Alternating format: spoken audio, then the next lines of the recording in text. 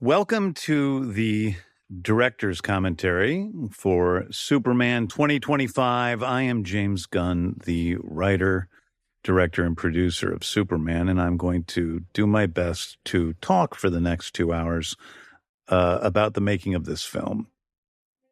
These are the opening shots of the film. Obviously, we did all of this in Svalbard, a small island in the Arctic north of Norway. So it's all real photography. This is the opening of the film in which we go through the history of the DCU.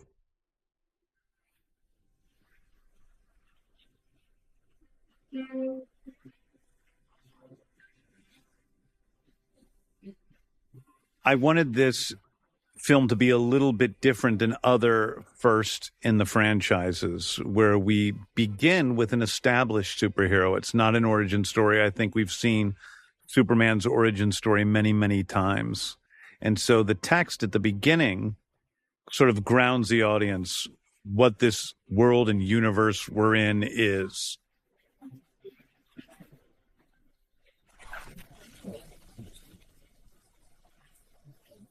This was one of the first shots of the film, this crane down into David's face. And I was afraid about doing it because it was freezing cold and I wasn't sure it was going to go well. It was a hard shot. We actually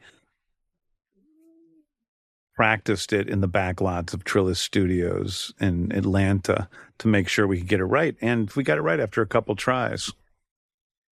We were off to the races here. We had 4 days planned for shooting, I think, and we actually got it done in less time because we were very prepared. And the weather was our friend. It wasn't too cold. It didn't get below 0 Fahrenheit, and it didn't snow too hard. So this is really what began the script for me, was this moment with Krypto. This is Krypto created by Framestore. It is based on 3D photography of my dog Ozu. My dog Ozu looks exactly like this dog and acts exactly like this dog. Much of his behaviorisms are based on video footage of Ozu, who's a terrible dog just like Krypto. I really wanted to create a movie that was different from other superhero films, in that we are in this magic, weird fantasy world of another universe. One of the things I always loved about DC Comics growing up was that we weren't really in the United States with New York and Los Angeles and Seattle. We were in another world with Metropolis and Gotham and Evergreen. It really is a fantasy world in a lot of the same ways that the Star Wars franchise is, or the Game of Thrones franchise is. And I really wanted to create that magical other world with Superman. Now, this set, the Fortress of Solitude, these shots here are all shot here in Atlanta, where I am right now at Trillis Studios. And we built this gigantic set. Beth Mickle is a production designer. She created that. And it was a monumental task to create this. And I remember showing up the first day on set, and we had a lot of arguments because the way it was lit when I first showed up was very dark, and it almost looked like the Batcave to me. And I'm like, no, I want everything at the beginning of the movie to be very white. There's this white brightness at the beginning of the film that I wanted to maintain. Here we meet the character of Robot Number 4, Superman Robot Number 4 is his full name, played by Alan Tudyk, and of course Bradley Cooper and Angela Sarafian as Clark's parents. Bradley did me a favor doing this. I asked him if he would play Jor-El. You know, we have a real tradition of, you know, making these really sort of towering actors in that role. And so I wanted to have somebody that was worthy of that. And I think Bradley is more than worthy of that. a good friend and a really fine actor and director. Search the universe for a home where you can do the most good and live out Krypton's truth. I like the music here a lot, written by David Fleming, who is very hopeful and beautiful, and we hear that theme throughout a lot. We also have a couple of other little cameos here in the voices. We have Tom Clementiev, who's known for the Mission Impossible franchise and, of course, playing Mantis in Guardians of the Galaxy franchise, which is she's my good friend from those movies. One of my best friends from the Guardians of the Galaxy. And then we also have Michael Rooker, who has been in every single one of my films, and I couldn't leave him out of this, so I planned for him to be one of the robots from the beginning just to keep our streak going. This is a really amazing thing. So this is our real photography here of Gabby, as the engineer walking through this very white location. And it was funny because that was how I drew it in the storyboards, as being this completely white frame with this little black speck. You at full power.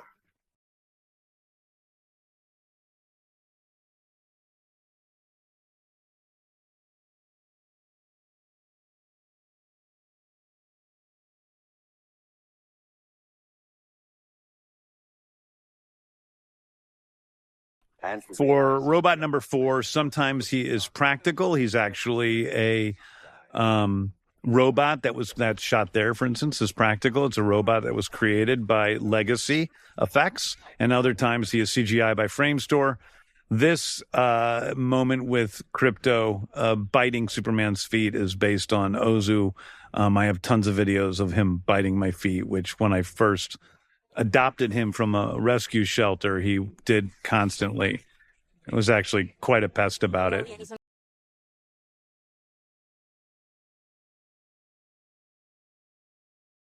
This is all drone footage, practical photography moving through Svalbard, and then of course, we shot David Corenswet as Superman, and with that in the backdrop. That shot was very hard to get with swooping up under onto the S. It's a real shot. It was made by our great gaffers here at with a big machine that we made, the gaffers made to control the camera so that it would swoop around and under him. Hammer of Baravia, the costume is entirely practical, created by Legacy. Of course, he is CG in some shots. There is my friend Stevie Blackheart, my best friend in the world, actually, is Sidney Happerson, who's been in most of my movies. And you'll see some other familiar faces as you go across here. And here we have Lex Luthor himself, Nicholas Hoult, for the very first time. When Nick and I were looking to discover who this character was, I think a lot of it really started with that moment where he's standing at the window. So I had that shot planned out where we curl around the room. It's pretty difficult to get, but not too difficult, with everybody moving in sync with the camera. And then we land on him, and he's pacing like a tiger in a cage, going back and forth as he waits for Superman to arrive. And it was that manic energy that I wanted Lex to have, that I hadn't quite felt we've seen before.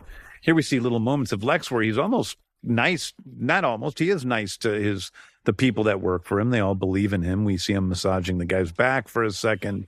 He's got a good rapport with them, but we also later on see the other side of this manic, powerful personality. And here we learn that he has just been studying Superman for a long time.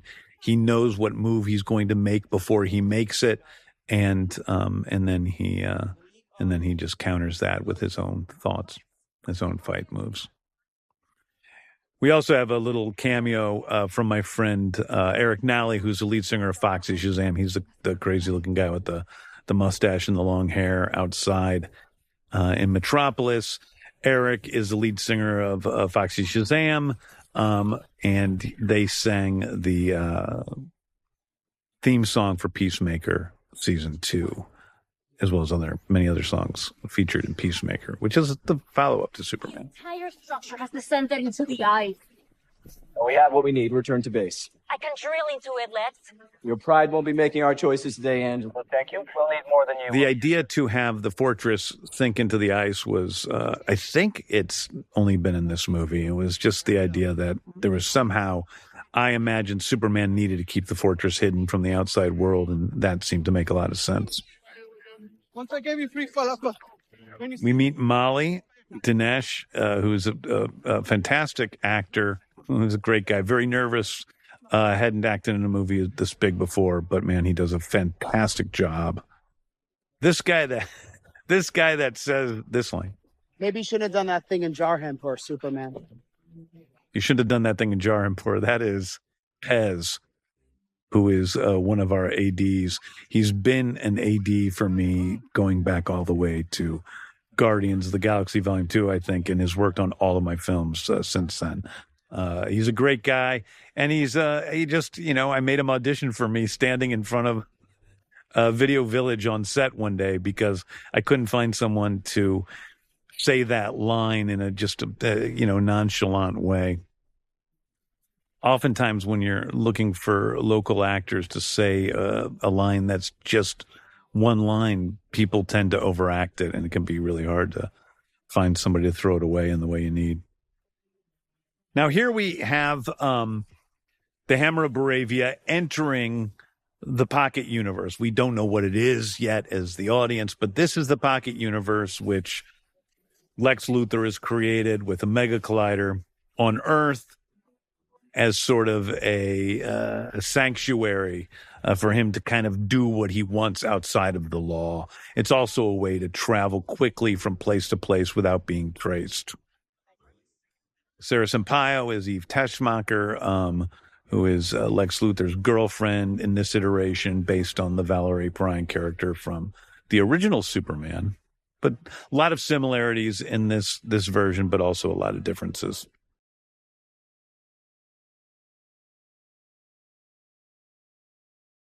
We get to meet the Daily Planet gang here for the first time. Oh, this is interesting. This is a scene in which we can see how big David Corenswet is.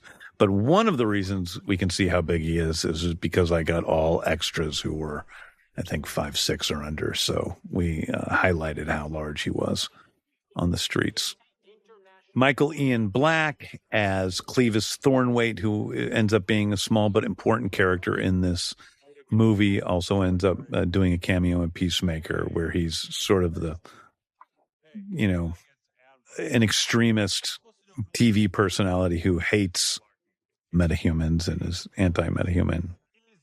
Beck Bennett as Steve Lombard. He is a classic Superman character, always sort of a blustering buffoon of a sports writer. And I thought Beck was perfect for this. It's interesting, though, because Beck, we cut a moment with Beck. That was very good. There was just a lot of it in the end where Beck has a picture of his cat and he starts crying because he thinks he's never going to see her again when he's on the T-Craft. And that is how Beck got the role, from crying, not from just being funny. It was from the legitimacy of the crying, and he has a lot of emotion. He's a good actor. Okay, so we have Neva and Pruitt as John and Martha Kent, and then we have Rachel Brosnahan as Lois Lane,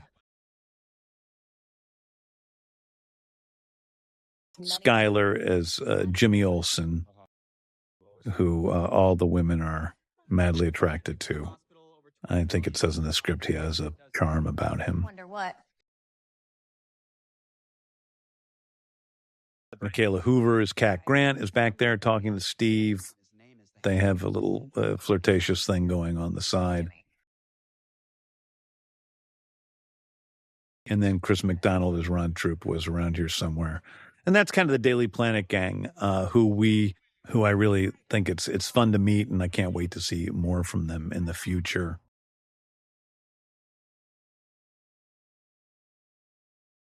Yeah, I interviewed him right after. Zlatko Burris as Vasil Gurkos, fantastically nice guy, and really a terrible human being in this movie.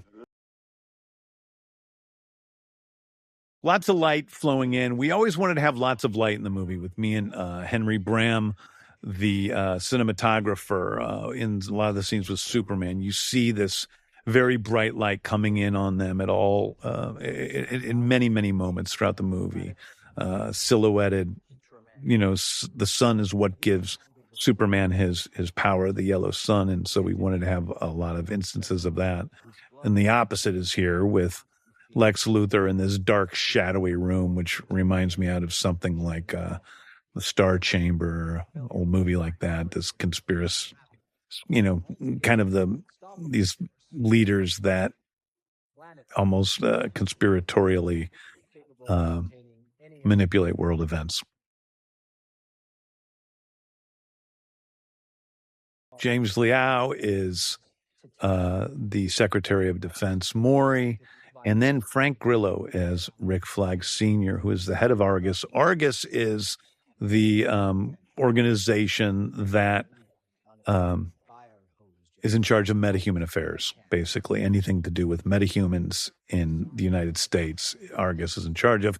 Here we have Flo Crawley, who's a character that we first met in The Suicide Squad. And so I thought it was fun to bring her back. Now she's the head of the FBI after bringing down Amanda Waller.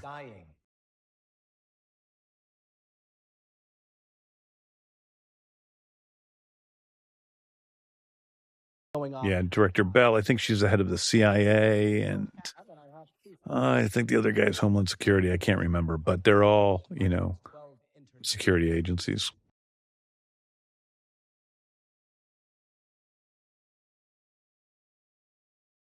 When we used this set, we actually, the Saturday after we did this, we shot a scene from Peacemaker episode 8 because it had a lot of the same cast from Superman. It had James as Maury and Frank as Rick Flag and then a couple of other people. I think this will already have aired when this director's commentary comes out, but I'm not sure. Actually, it might not. So I'll leave the secrets there.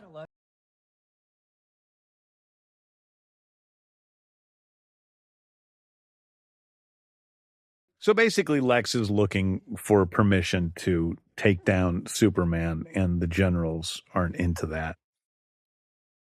But then we have, what's one of the more talked about scenes, if not the most talked about scene in the movie, which is this long scene between Lois and Clark. She hears something. She doesn't know what it is. And it ends up, spoiler, 2 seconds in the future, Clark Kent, who's making her breakfast for dinner, which is something he likes a lot and has assumed she likes as well.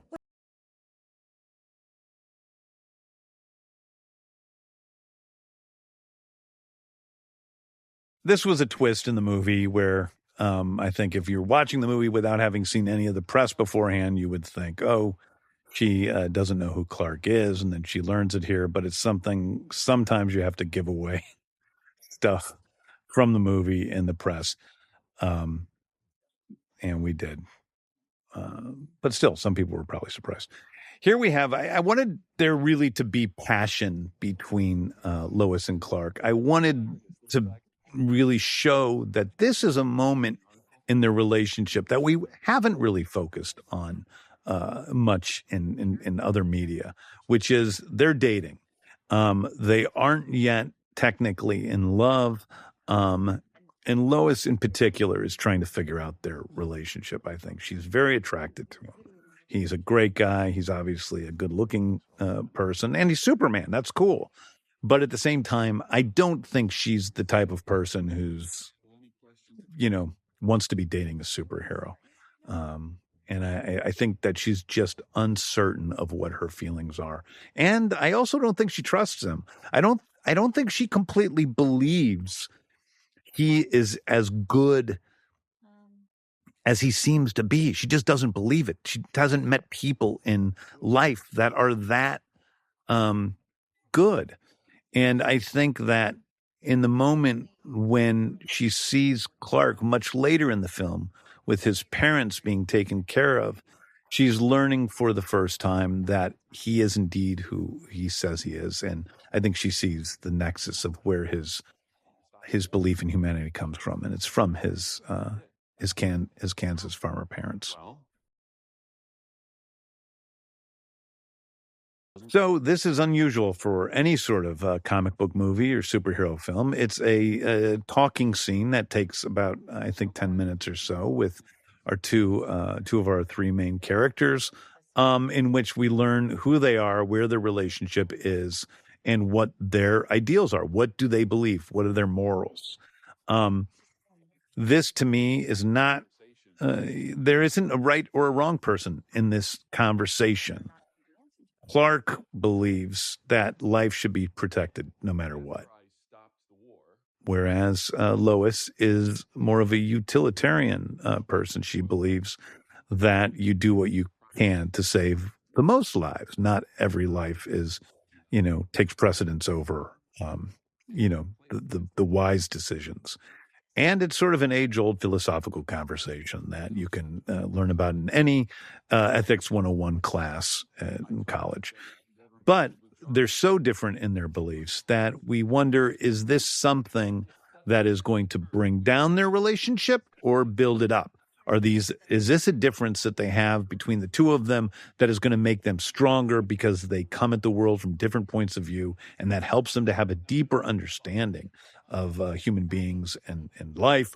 Or is it something that's going to tear them apart? Against a nation that's technically our ally and then threaten to murder their head of state. First of all, whether or not Jarhanpur is an imperfect country. I think they're both frustrated in this conversation. I think initially it is Clark who's more frustrated because he didn't expect her to grill him like this. I think she expected, her to, come at him with kid gloves, and she's not. She's really interviewing him.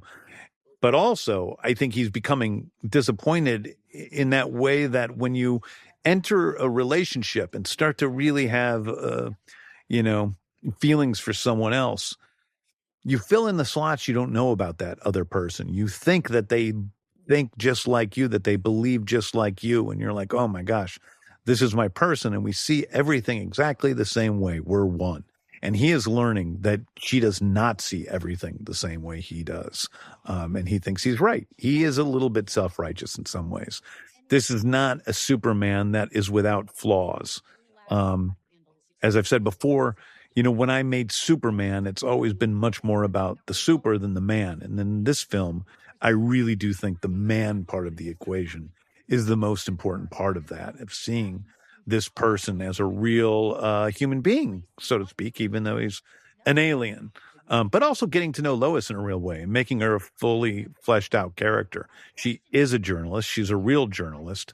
That's a part of who she is. And you got to see the reasons that somebody who's actually Superman would love her. She is a strong human being, and in some ways, as smart or smarter than Clark. And I think he sees that here. She's definitely a better talker than Clark is. And he's learning that here.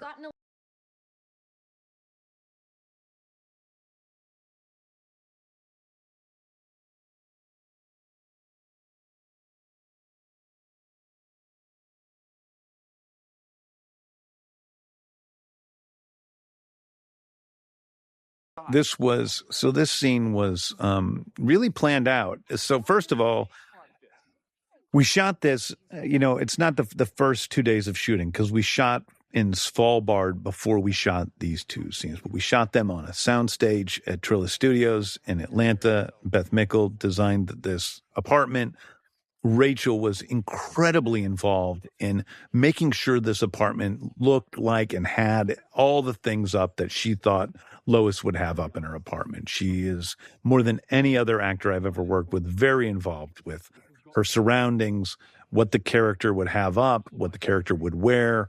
And a lot of this is from her doing extensive interviews with journalists to help her see where she would be coming from in her life and what her what her needs would be. These biological parents of yours. Just that they. But this scene was also the scene that we auditioned our Supermans and Loises. So we started with a pool of hundreds of actors who auditioned for Superman and Lois, and we ended up whittling that down to three choices for Superman and three choices for Lois. Famously, one of those choices for Superman was Nicholas Hoult. The other was David Corenswet, one other very talented actor, and then three talented actresses for Lois. And we shot this scene many times, on a soundstage with a little kind of mini set. And so I got to see these guys do this scene many times. And what we did was we mixed and matched the Clarks and Loises, because I wanted to make sure that Clark was the best Clark we could get and Lois was the best Lois we could get. And we could, but also making sure that they had the chemistry between them that was important. And David and Rachel instantly had that. I think in some ways because they're very different people. It's just, they just have this magnetism between them. And I knew kind of pretty quickly after seeing the two of them together that I thought they were our choices. But Rachel had to read with a few different people, and David had to read with a few different people, but I made my choice pretty quickly and called up David and called up Rachel, and David didn't believe it was me when I called him on the phone. I don't know what kind of friends he has that he thinks somebody was calling to play a trick on him. One of the interesting things too about that interview scene is that Rachel got better from when she did the audition, but she was pretty amazing in the audition. But David got a lot better from the audition, I think. He showed this rough magic that he had when we first auditioned him, but he was so, just drilled in when we actually shot the scene. And the scene, again, is really complex with the camera moves. If you look at the way the camera moves throughout the scene, it's complicated stuff. Because when you're shooting a 10-minute long scene, you don't want it to be just two people standing there, which I see in so many movies today. The most undervalued thing that a director does with today's, mostly younger directors is staging, is creating a scene that stays alive through the way characters are moving. It's what you do in a play, and people think of doing it in a play, but for some reason, so many movies just have two people standing there for long periods of time, staring each other in the eye with these long conversations. Really huge movies, and it's so boring to me. I hate it. So here we get to see the engineer. Her blood is composed of nanites, and she is able to transform her body into anything she wants, and she's pretty ruthless and pretty tough.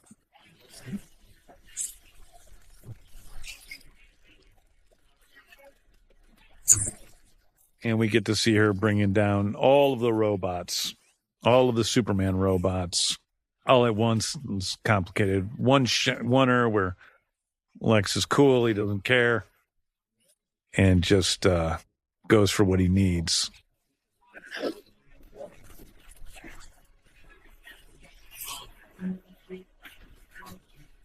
Then we have Krypto enter, and he's taken down by the nanites.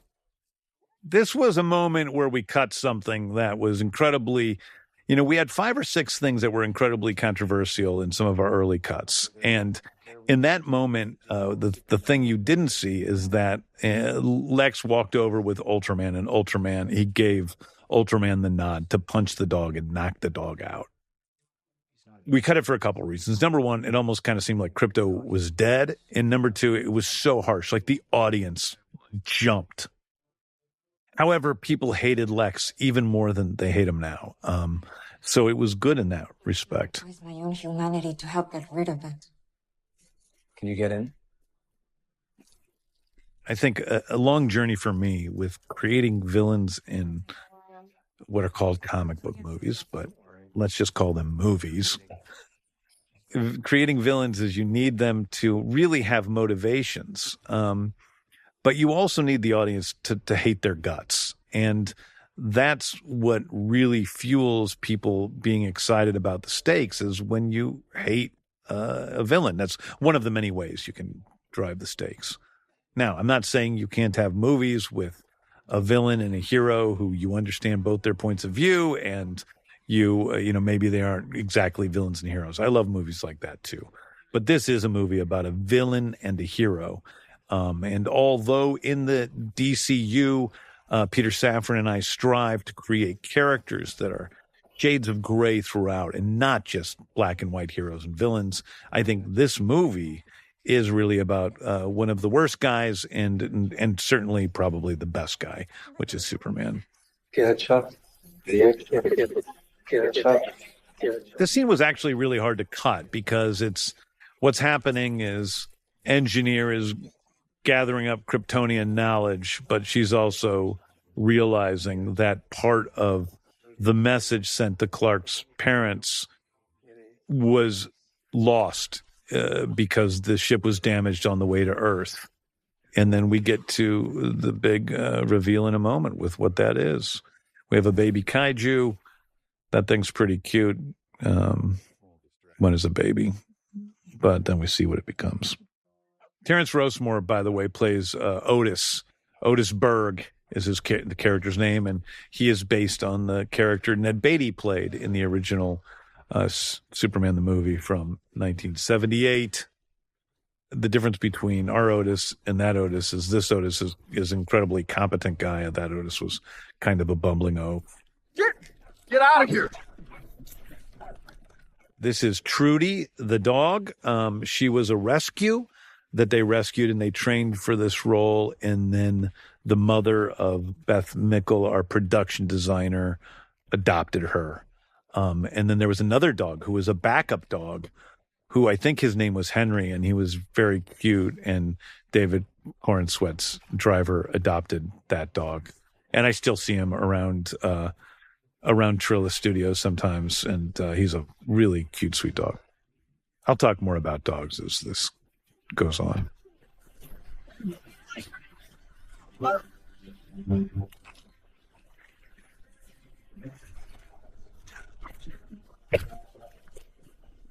The giant animal. Again, here you see this sort of Silver Age science fiction concept of the giant monster, Superman fighting. It's also a little bit like something out of the early Fleischer Superman cartoons. I think there's a lot of stuff that the Fleischer cartoons created for the sort of tone of that era of Superman, even though it was much before the Silver Age.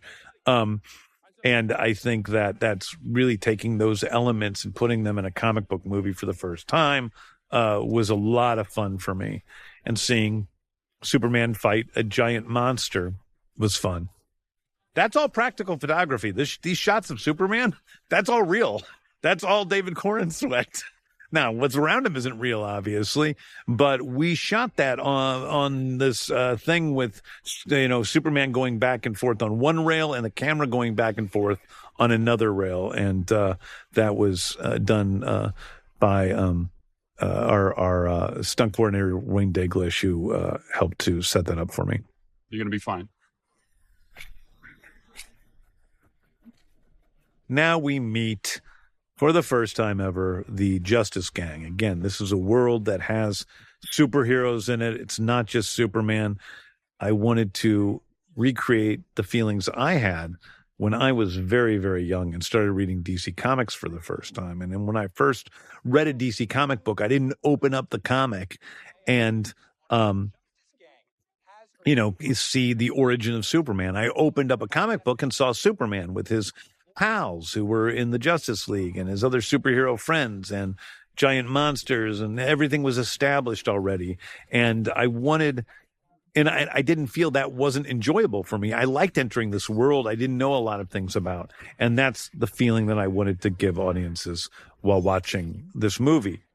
Isabella Merced as Hawkgirl, and then Eddie Gathegi as Mr. Terrific, and my old pal Nathan Fillion as Guy Gardner, Green Lantern. They are, as we will learn in a moment, often called the Justice Gang, although they don't agree on that appellation. They are basically a nascent form of what could become a more well-known entity, the Justice League, of course. What's the skinny? This hide is tough, but it's off balance. I've been trying to figure out a way to get it out of here alive. Get it someplace. I love Eddie Gothagi's whole look for this. I love his mask created by Legacy, who did a great job with that. Took a lot of work.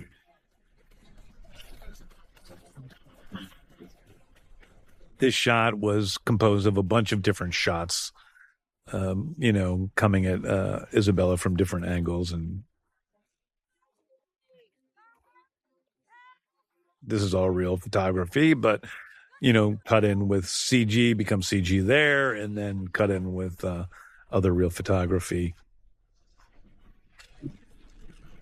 The guy that plays Yogurt Man was a big Asian action cinema fan, so I got to spend a lot of time talking to that guy about some of my favorite movies in the world out of Hong Kong and Korea.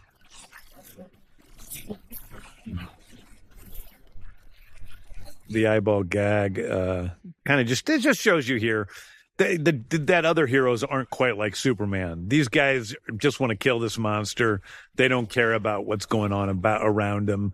If somebody gets hurt, well, at least they've stopped this monster that would have otherwise killed many people. But they're also a little sloppy about it.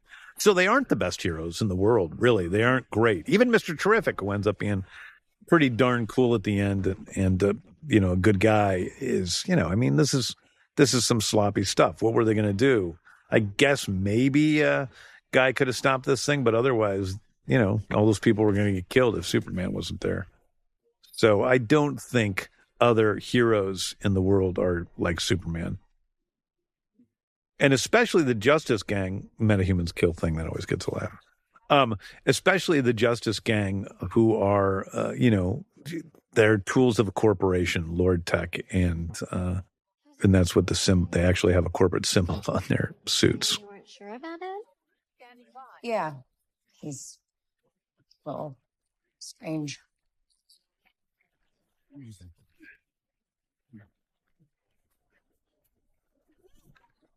Kaiju steaks all round. And we see the differences between these different factions in terms of how Superman is relating to these guys. He's fed up. Guy just thinks that he's a giant wuss and is looking for the applause. But we also see that this gang doesn't really get along that well. Tech Industries for the opportunity. Why is nobody clapping?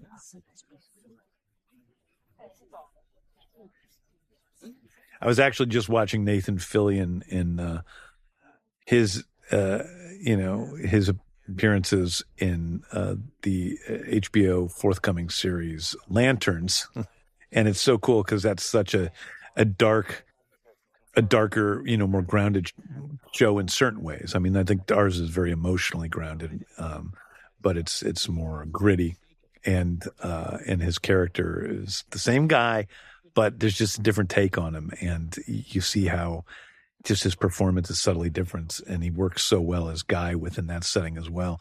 And the same is true of characters that go from this movie to Peacemaker, which again is a more grounded and gritty show, and that's fun. We have searched the universe for a home where you can do the most good. So here we have the big shocker. Now, this is probably the most controversial thing I did with Superman's origin. I am a big Superman fan. I don't want to change important, integral things about Superman. His goodness of heart, the fact that he won't kill, the fact that, he's in love with Lois Lane, even the curl on the head, all these things. I want to keep Superman. So the question is, what can you add to the mythos that's a little bit different, that doesn't really essentially in any way change who the character is? And although, Clark's parents usually in the comics are benevolent, that isn't always the case. It hasn't always been the case. There have been stories in which Even in canon, that hasn't been the case. And Jor-El is not always treated as a benevolent character. They're benevolent to their son. They love their son, obviously. But they aren't necessarily benevolent in the way they think about human beings. They think of human beings as less than in this version. So that was the thing that was the twist. I think it works. It is not something that is going to be retrofitted in the future. It is the fact of Superman's life.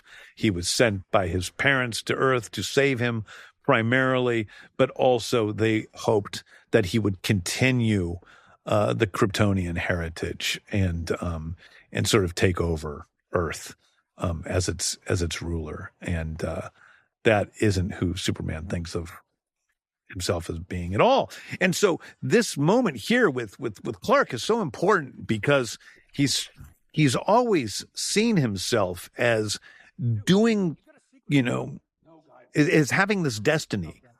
My parents sent me to Earth to be a good man and to save people and to help the Earth. And so he's always thought that what he was doing was for a reason outside of himself, that his ethics were born of something that wasn't interior but exterior. And when he's confronted with the fact that exterior source is not at all what he thought it was, it creates a personal crisis. And that's what he's dealing with in this moment. But as the movie goes on, we discover, and more importantly, Clark discovers, that what he's doing is not because of what his parents told him to do. What he's doing is because of who he is as a human being. He's not listening to some, gigantic guiding moral authority. He's listening to his heart in terms of what he thinks is morally right to do. And he's not putting it out. There's not some rule for why he's doing what he's doing. And I think that's really beautiful because, Clark's heart is Clark's heart, and he's doing what he's doing purely out of who he is and what he believes, and not for some other reason. I hope he rots it. You're supposed to get out. Where is he? Get there now. Call me chief. Okay, I'm going to do my job. It's no wonder. There we have Wendell saying, "Don't call me chief," which is the famous phrase that was said often in the 1950s Superman TV show. And here we have another twist. We're going to reveal in a moment that Vasil Gurkos and Lex Luthor have been aligned, and they're planning something together.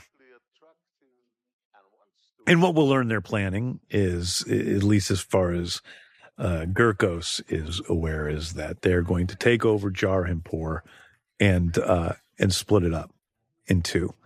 Half of it's going to go to Lex, and half of it's going to go to Vasil.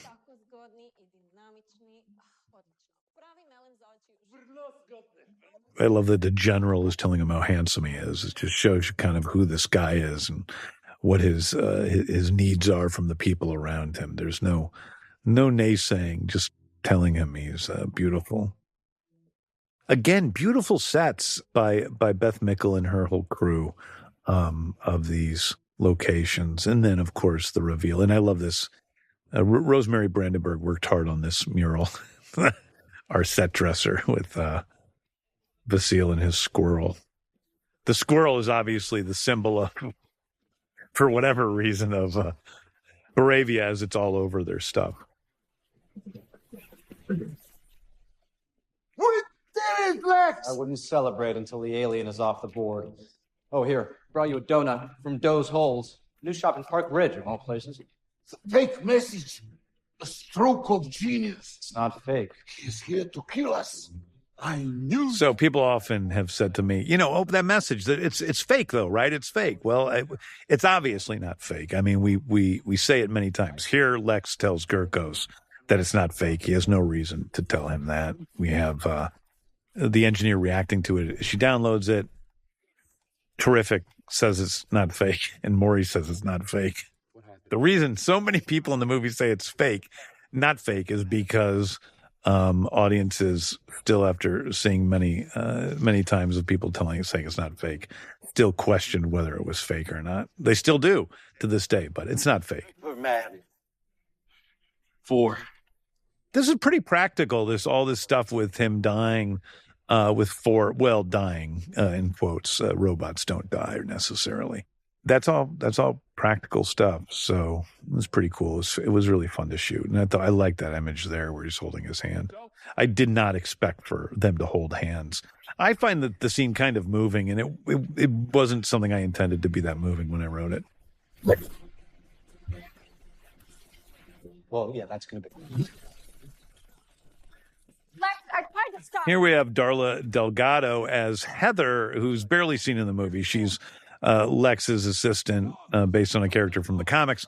And Darla, interestingly, was the vampire bat lady in Guardians 3 who spoke a different language, and she's fantastic in that movie. So I feel bad we don't see more of her, but she was good here, as she always is.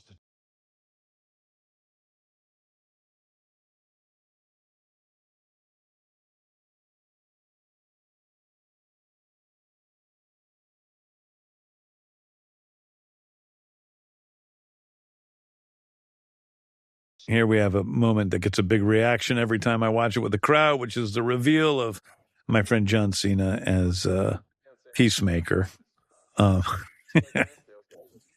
And Peacemaker is not a fan of Superman, obviously. And that's going to be important in the future, actually. But we have this moment where he's upset. This is one of my favorite scenes also in the movie. It was another scene that we auditioned Clark's and Lois's with, but we didn't mix and match so much. We just auditioned because it was the more vulnerable side of Clark. I say in the screenplay that it's often said that Superman is the real character and Clark is the disguise. And I do think there's some truth to that, because I do think in some ways Clark is Superman cosplaying as a regular human. But I also think that Superman is a disguise. I think that Superman is him always putting that optimistic best foot forward, and it's just not possible to always be in that place. I say that the only people who truly know Clark are the people that know both sides of him. And so that's a very small group. That's Lois Lane, that's Mom, Pa Kent, and that's the Justice Gang. And anyone who doesn't know both sides of him doesn't really know Clark. And it's one of the reasons for his deep loneliness that he has. He has a deep, deep loneliness inside of him because he doesn't feel like he completely belongs. He doesn't feel like he's like other people. And I don't think he thinks... I think he recognizes that being able to fly and shoot beams out of his eyes, he enjoys those things. He's grateful for them, but he also is aware of the fact that they set him apart from what he loves most, which is human beings.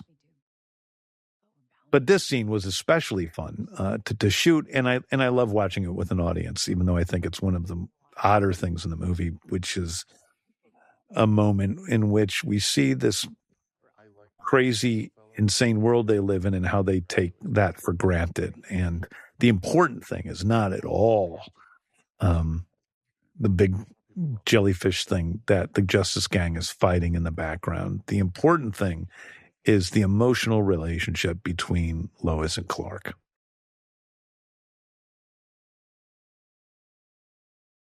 And here we have the line that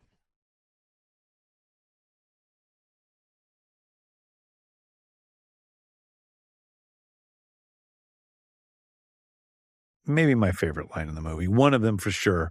The line that's most often that I hear, one of the lines that's most often repeated to me. Maybe that's a real punk rock. And of course, all over the internet when this movie came out, there were T-shirts made and memes made, and it's kindness is the real punk rock. And I do think that's true. I think we've gone through an age of edgy superheroes who were tough and anti-heroes and murdering people and doing all this stuff. And I love that stuff. Deadpool is probably my favorite superhero franchise there is. But at the same time, I do think that there has been a lack now of kindness in movies, of characters who are good and who just want to be good and help other people. And everything has to be gritty and tough. And in a way, it's fearful media. It's afraid. It's running from who we are as human beings, who we are in our raw state of emotional, of love and kindness and connection and vulnerability. And this is all of those things in our primary character. He is all of those things, despite being the strongest man in the world, or maybe the second strongest after Ultraman. Right.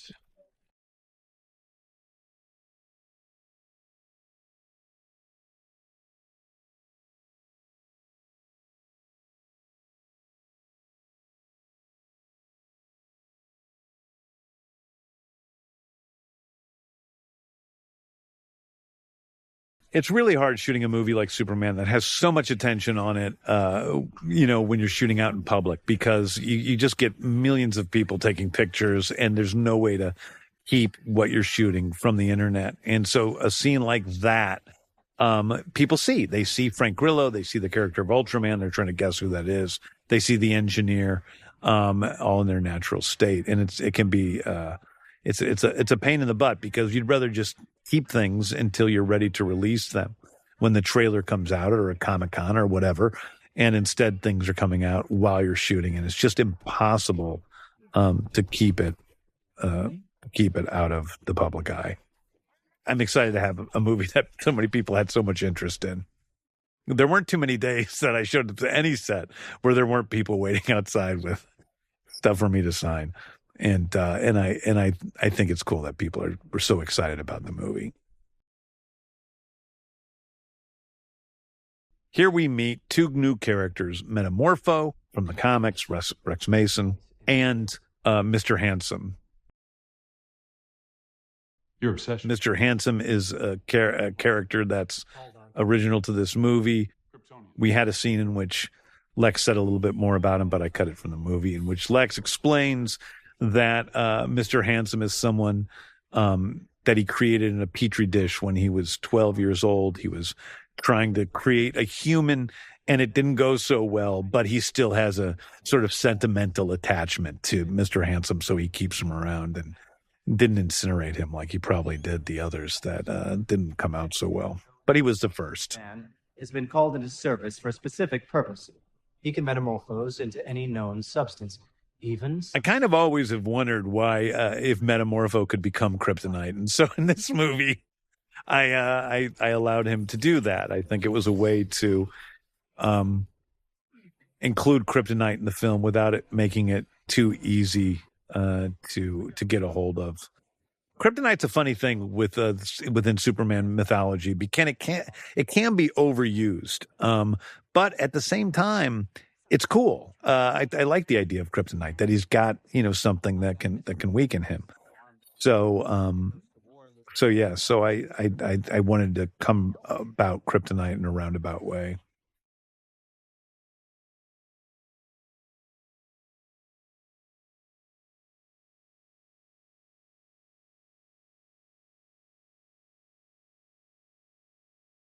It's always fun to shoot Rachel Brosnahan. She's just so on all the time, and she's got so much intensity with what she does. And I really, really do love her so much as Lois Lane. I think she's fantastic. Same thing with Skyler as Jimmy. He's really funny. And he really does have this sort of arrogance that other Jimmy Olsens haven't necessarily had. They've all been golly gee whiz, but our Jimmy's a little bit arrogant. Not just confident, but actually arrogant. Here we have him communicating with Mutant Toes.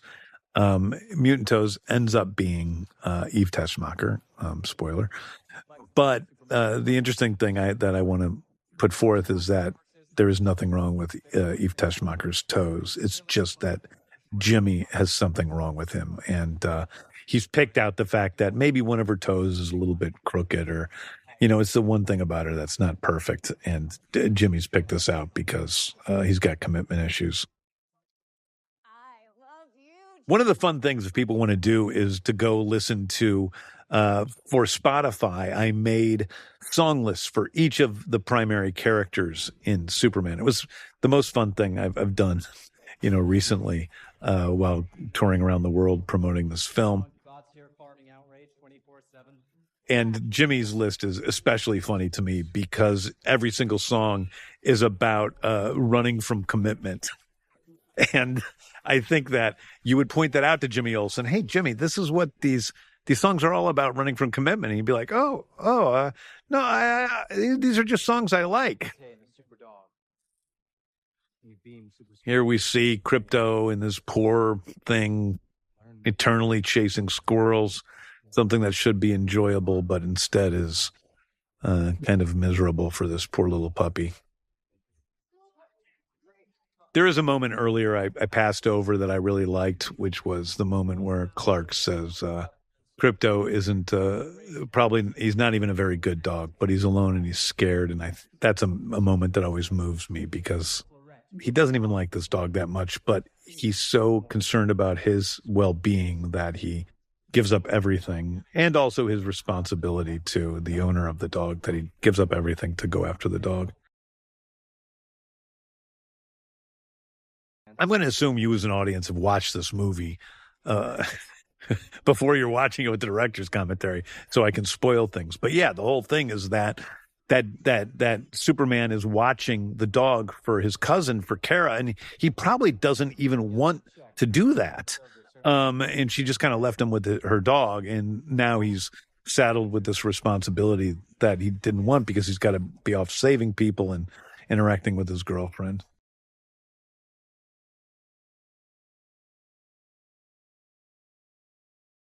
Even all the hookers of Metropolis like Jimmy Olsen.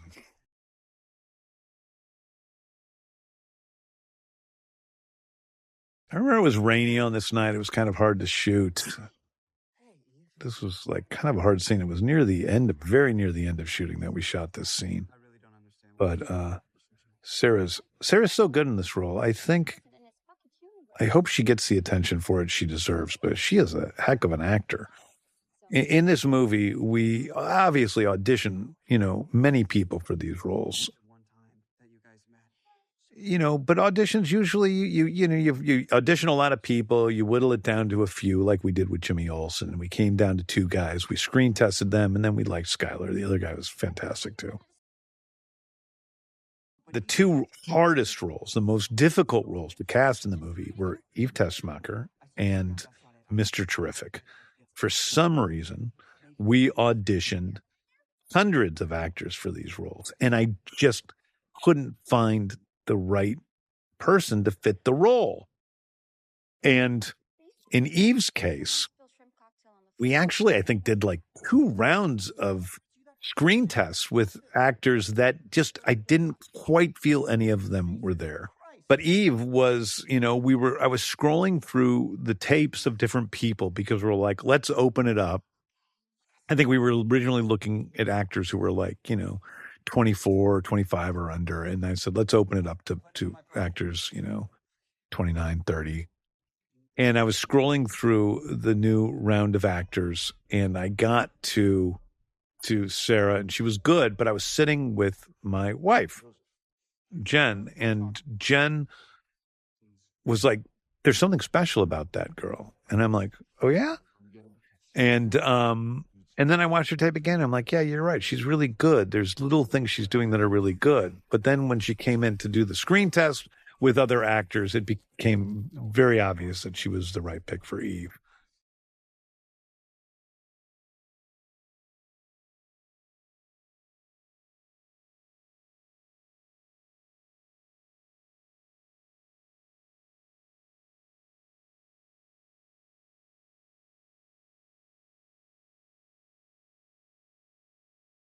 Eddie, on the other hand, it was a similar sort of thing.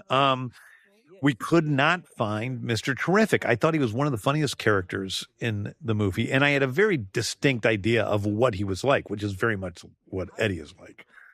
He's just this, he's a fed up, but also kind of not the most emotional guy in the world. And we auditioned so many people. And I had known Eddie a little bit. Strangely, a weird connection to Eddie is that his first job ever in Hollywood, when he moved to Hollywood, was a movie that I executive produced, a short film by my friend John Cabrera. And Eddie was in that movie. I didn't meet him. I don't think I met him at the time, but he was in that movie. So that's a weird connection. But I had met Eddie years later because I was a fan of his work in the TV show Startup. I thought he was so fantastic on this show.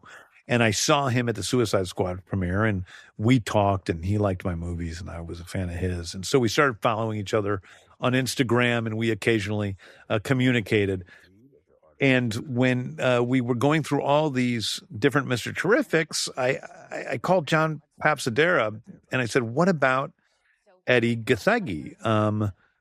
Can we audition him? And John was like, sure, but he wasn't on any of he didn't audition originally. And he came in and he auditioned, and he just murdered the role. He just murdered it. So we screen tested him along with Nathan, who I had already cast, and Isabella. But it was really just perfunctory. It was making sure the three of them worked together. Swear to God, I'm 2 seconds away from forming a giant hammer and beating you both to death. Isabella was great, too. Now, there were quite a few good hot girls. That was an easier role to cast because there were some people that were able to do this sort of laid back, don't give a crap Gen Z character. But Isabella was perfect because she's so grounded and real. And I just really like her as an actor.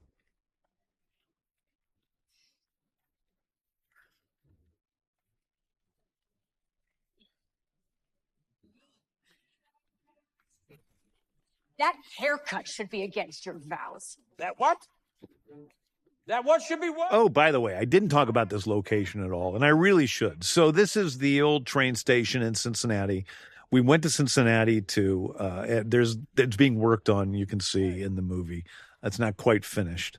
But it is, when they did the Super Friends cartoons, they based the Hall of Justice on, and I believe it was originally the Super Friends, they based the Hall of Justice on the train station in Cincinnati, which is now a museum. It's a lovely place. You should go visit it. And then the comics started also using it as the basis for the Hall of Justice. And there's even, like in amusement parks, there's things that are based upon it around the world. And so I thought, what cooler thing to do than actually shoot in the real location that was the original basis for the Hall of Justice and much media. And that's what we did. And so we actually shot there. I think we shot only 2 things in Cincinnati. We shot all of the Hall of Justice stuff, interior and exterior. Boyfriend. We've actually just been seeing each other for a couple of months. Just to be clear. And then we also shot one bridge and tunnel scene, which we'll get to momentarily, I believe. Again, cool production design on the interior of the T-Craft and exterior T-Craft by Beth Mickle and her folks.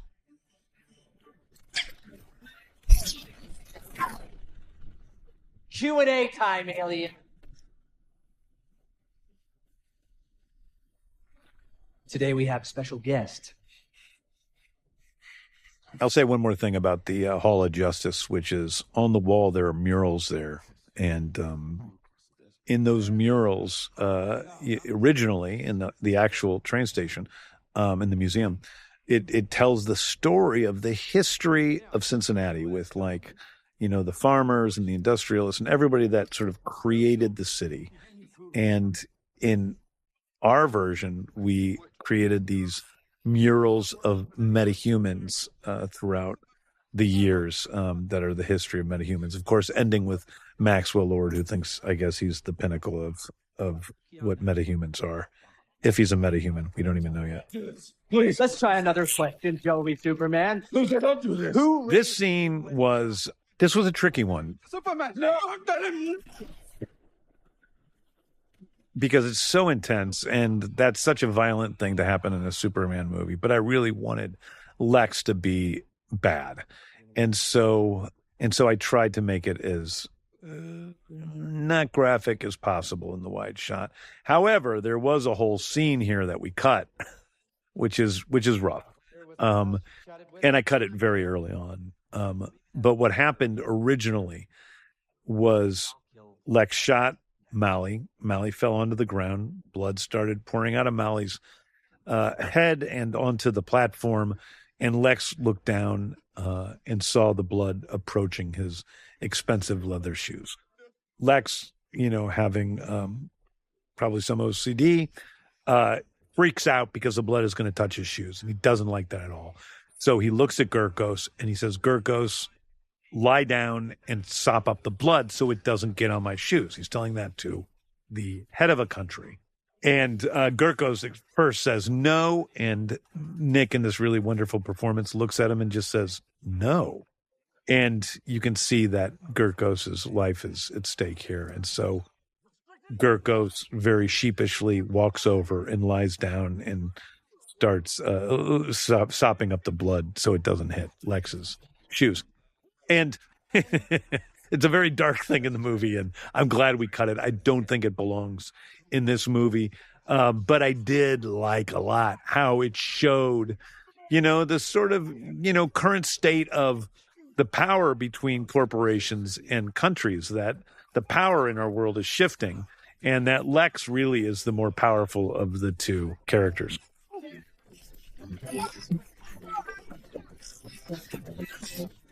Okay, one of the more powerful moments. This is what they call a oneer, meaning one shot, but it's not really a oneer because at certain times, I think it's actually 3 shots. So this first part is all one shot here. That's all one shot. And then there it becomes another shot because we go up. This is all one. This is all one. We shot all this together. Boy, all these stunts are real. A lot of them. Such great work by the stunt team here. This is a new one shot. And it goes to there. And then we take over and then it becomes another shot. So this was shot on the beach of Lake Erie in Cleveland, and it was extraordinarily hot on these days. It was in the high 90s, and God bless Eddie Gathegi in that leather outfit with that mask. And then as hard as he worked, even harder, and it's unfair because I'm giving all the glory to Eddie, those guys who are in the Raptor suits, those stuntmen who had to be yanked on wires and slamming into boxes and each other over and over and over again while wearing suits that covered their entire bodies. I mean, they were heroes to us all. Not to mention the camera operators who are running around going crazy, doing the shot in one. But all of these guys worked so hard on that day.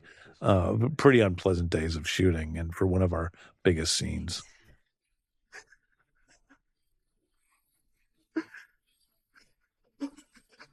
You just killed that poor guy.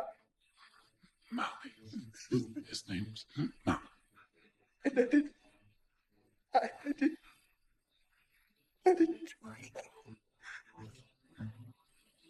Here we have Metamorpho's change of heart.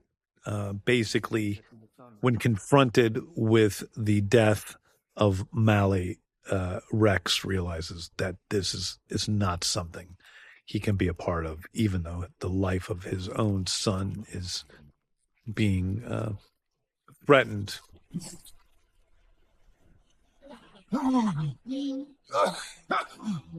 So let me tell you a little bit about the Pocket Universe set. The Pocket Universe set was an incredibly difficult set to shoot. What we had was a set of 9+ cells that we built.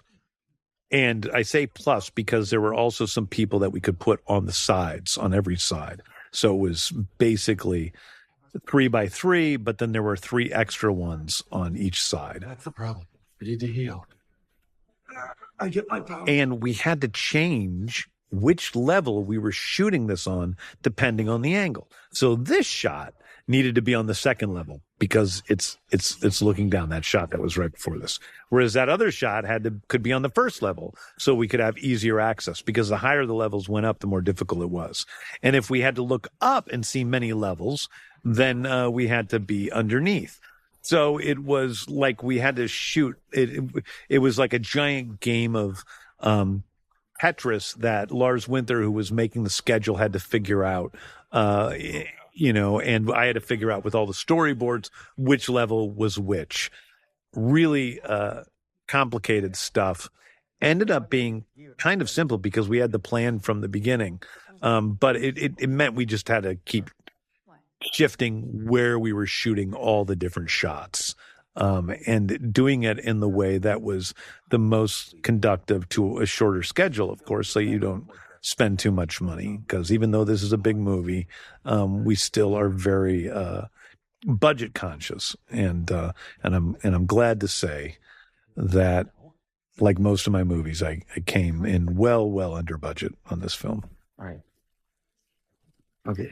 Here we got hydrogen and deuterium. And we got helium.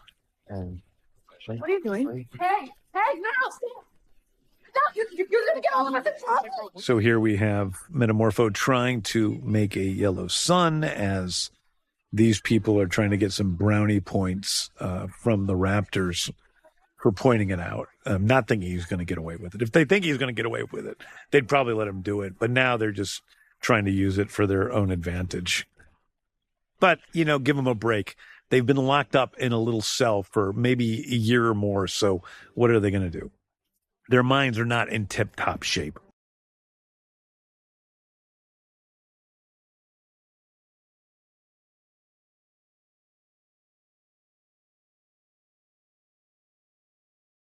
Now, this river here is what was called in the script the River Pie. And it said in the script it was what it specifically said in the script was it is a river of the most dangerous integers in the world, at least this side of the Andromeda Galaxy or something like that. And then I went on to say, what does that look like? I don't know. That's not my job. That's Beth Mickles' job. So we had to figure out what all of this river pie looked like, and then go through how much it's damaging Clark as he's riding in it. Originally, it was much more damaging. It was going to chip away pieces of Clark interdimensionally that were going to be being chipped away and coming back, but it got to be too complicated. So I simplified it and just made it heavy. He's weak from the kryptonite poisoning. Rex Morgan's son was able to allow him to fly and have, be pretty strong, but he's certainly not back to full strength at this point. So the Raptors are kind of a match for him. Krypto, however, has not had any kryptonite, so he's doing all right. But he is a dog.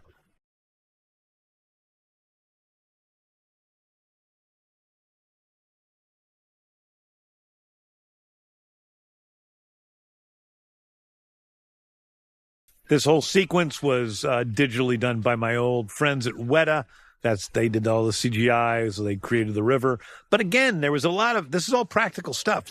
So in that scene, what are we doing? What are we actually shooting? We're shooting David Corenswet in the Superman uniform holding up a little stuffy where the baby would be, and Raptors are on top of him as we would drag him through these long channels we made that are 1,000 feet or more of what are kind of like, actually, they look kind of like ping pong balls, but they're smaller. What they actually are, I believe, is, when you use roll-on deodorant and there's that little ball in there, they are the balls from that deodorant. And that allowed for the right amount of light to be shown through them, so that there was light that was coming through them, but it wasn't hard light. It was coming through something else. And so it created the same kind of light we needed for the scene on David. And so, yeah, this is all dragging David through this stuff.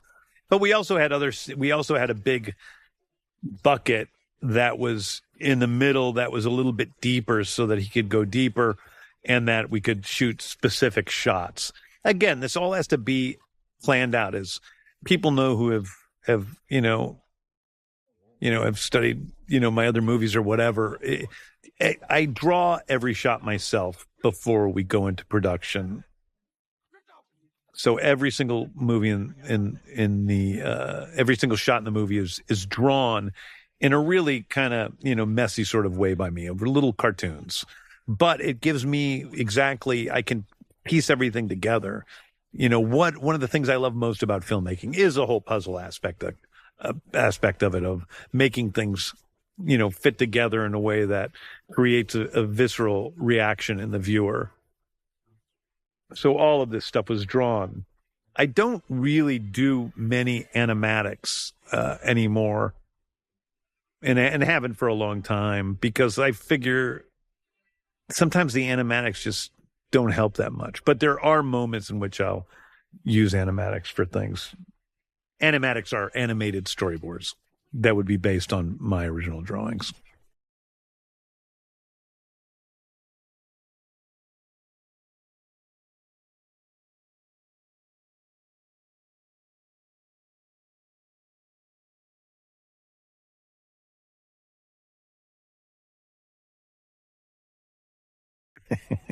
The squiggle, the way Eddie delivers that line has made me laugh so hard on set when he said it. Just so flat, as if that's a normal thing that we see every day. A squiggle man. As if we all know what a squiggle man is. But, I think just that line alone shows you why Mr. Terrific is one of people's favorite characters from this movie. Are you kidding me? Of course, their favorite is Krypto, but...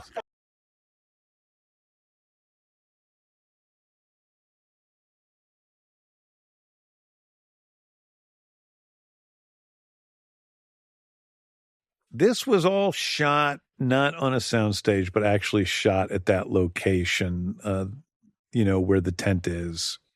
Oh boy, sometimes I can't quite remember things, but I'm pretty sure. Yeah, we shot all of this on location in Cleveland, where the tent actually is on the beach.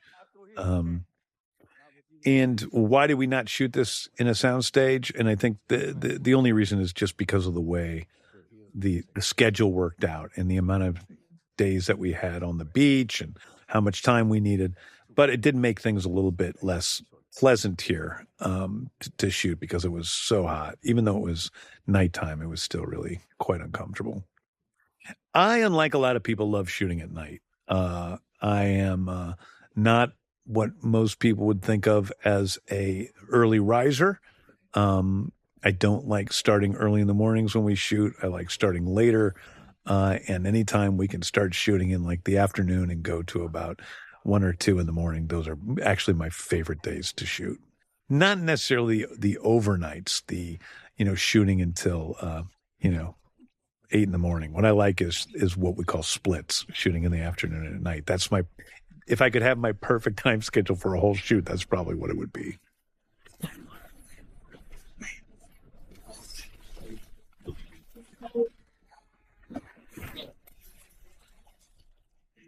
Pick that up! Eve! Get out of here, you idiot! So I talked earlier about how, Lex Luthor has what I think a lot of charismatic leaders seem to have. And I don't know what it is that makes these people so similar, but this, manic, lovable energy almost, that he's so kind and gregarious. And then when things go wrong, he becomes awful and abusive, which he is to Eve, and he throws a pencil at her leg. And that, of course, is the thing that really sends Eve here over the edge, and she decides to betray him. I think it was interesting with the character of Eve, because I wanted to create somebody who had the kind of loopiness and silliness that the original Valerie Perrine character had, and maybe had gotten herself involved in a world that wouldn't really be where she would normally be, but she is a little naive in some ways. And I wanted to have that be a part of her character, but I didn't want her to be stupid. Not that you can't write stupid characters in movies. I'm totally open to all sorts of characters in films, but I wanted her to have something a little bit different about her. And as you'll see, she's about to send Jimmy. What she says is going to ruin Lex. And at first, we think she's just sending him sexy selfies, and that's what Jimmy thinks. But it is, in fact, all of the information that she's been taking in little by little to protect herself. That brings, all those you see backgrounds, documents, things, and the background that sort of damn Lex Luthor. So here we are on the Kent farm. We shot the Kent farm on an actual farm in Macon County, Georgia. There were a lot of cows there. They were afraid of us. I tried to befriend them, but they weren't. They were afraid of me. And interestingly, we shot this very close to where we shot the Daily Planet, which I believe is at the Harriet Tubman Museum. I think that's what it is in Macon, downtown Macon, and that had this sort of old school Art Deco look that we needed for the interior of the Daily Planet. One of the reasons we used both Cleveland, especially where we shot almost all of the outdoor scenes in the movie, and in Cincinnati, is they have a lot of old Art Deco architecture, which matches what Beth Mickle and I were looking for, the look of Metropolis. And so although Cleveland is nowhere near as big a city as Metropolis, we had to build a lot more big, tall buildings in the background with computer graphics. The facade of it is very much like what I imagine Metropolis would be like, with these old Art Deco, wonderfully beautiful architecture buildings. This is my favorite moment in the movie, I think, maybe one of them. This moment of kindness, and this moment where you see on Rachel's face everything that she needs to transmit to us. And it's such a wonderful acting moment from her, where she trusts herself to just be in the moment and sort of take in what she's seeing with this moment of tenderness. And I think it says a lot about her. Now, what I get from it is that Lois doesn't have that in her life. That is not what she's used to. That is not what Lois's parents were like. If you know anything about General Sam Lane from the comics, that's not her family, and her family's dysfunctional. But she sees this moment that I think really tells her a lot about who Superman is. And if there's a moment in which she accepts her love, I don't want to say falls in love with Superman.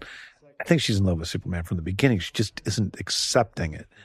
I think if there's a moment where she accepts her love for Superman, it's that moment there. The aperture is still there, which we can open remotely. So It is not safe. we can close the aperture later by inputting the coordinates. Let me tell you. So Gabby, who plays the engineer, she is ripped. She worked so hard on transforming her body, and she went in with our guy who teaches, who worked with David and Eddie and everybody else, and Paulo, who transformed her body completely, and she's so ripped, and it's just like you could see every little muscle in her body. It was a pretty amazing transformation. That shouldn't happen. Oh, you don't say. Only matched by Eddie Gathegis, who was like also incredibly ripped.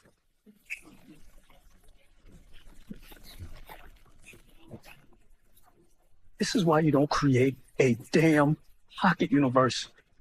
There. Superman won't be able to ignore that.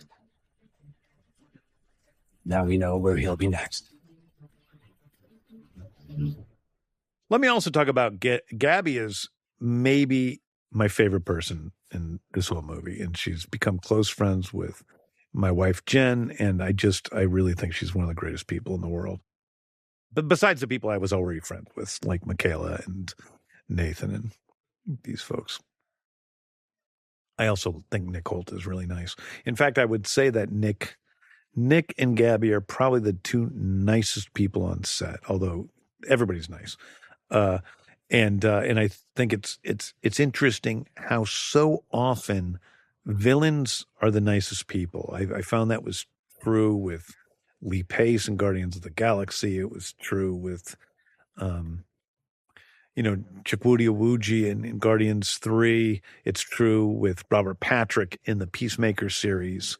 They're often the nicest people. And I don't know why that is. I don't know if you just notice it more because it's so different, or if it's because there's something in a nice person that allows them to play truly evil.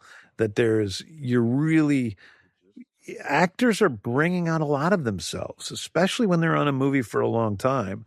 And it can be heavy to play someone like Lex Luthor because he is so dark. He is so petty. You can bring that into your life. And it's almost like you need this kindness, this innate kindness to balance out that. Okay, so this was a really hard scene to shoot. Just because it was so important to the movie and so heavy, really, in a way. There's a whole lot more about you than what anyone meant. Now, Pruitt is someone who I had never worked with before. I had never met. But when I wrote the script, I imagined Pruitt is John Kent. I wanted to have somebody who was a real Kansas farmer. I grew up in Missouri, and where I grew up is now very suburban, but it was rural when I was growing up. And people didn't look like the aging movie stars that normally play John and Martha Kent. They were, often great people, often very intelligent people, but they were farmers, and they'd lived a life that was on the fields. And that doesn't mean it's unlikely you end up looking like John Schneider from Smallville, even though I love Smallville. Tell you something, son. I couldn't be. I thought Pruitt was always a great actor, and I just thought he's so real, and I just wanted him to bring a groundedness to John Kent and a kindness that was unique. And he's so good in this role, and such a wonderful, wonderful guy. And I know this meant so much to him, and I know he and David bonded so deeply during this scene. And then Neva, the same thing, who plays Martha. She's a fantastic woman, and a lot like Martha. The only thing different about them are their accents, is that they actually have Kansas accents in this movie. That's another thing that I wanted. They are based on, if any of you have ever seen the Howard Stern show, Richard Christie is one of the cast of folks on that show. He's a friend of mine. He's been a friend of mine for about 15 years or so. And his parents are from rural Kansas. And so, I had the Christies make a bunch of talking tapes for me. They recorded themselves speaking a lot that I could then share with Pruitt and Neva, and actually some of the other people that auditioned for the role, so that they could get the accent right.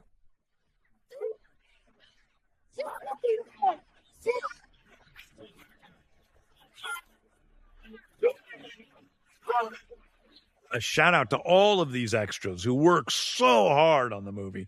Again, very difficult days out in these. We're shooting, actually, we talked a lot about going overseas and shooting these scenes. But what we did was we found a quarry near Macon where we were shooting the other stuff in the Daily Planet and the farm. Not too close, but, a little bit away.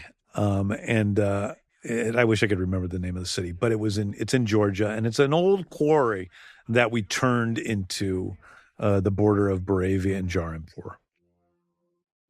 Here we show what an unhinged lunatic Lex Luthor is, and that he's willing to burrow a dimensional hole through Metropolis just to try to get Superman. He's hate personified, that Lex Luthor. There's my friend Eric Nelly again. Mandatory evacuation.